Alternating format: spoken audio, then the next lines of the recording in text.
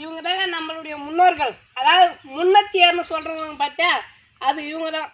இவங்கள மாதிரி ஆளுங்க தான் நம்மளுடைய தலைமுறையை காப்பாற்றுறவங்க இவங்க தான்.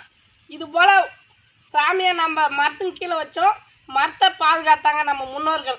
இப்போ நம்ம மரத்தை பூரா விட்டுட்டோம், சாமி வைக்கிறதுக்கு எங்கேயுமே இடம் கிடையாதுங்க. இப்போ பாருங்க, இவங்களாம் இல்லைன்னா நம்மளாம் இப்போ இருக்க மாட்டோம். இதெல்லாம் நம்மளுடைய நம்பிக்கை. அதாவது ஆசி வாக்க கடவுள்லாம் இவங்க தாங்க.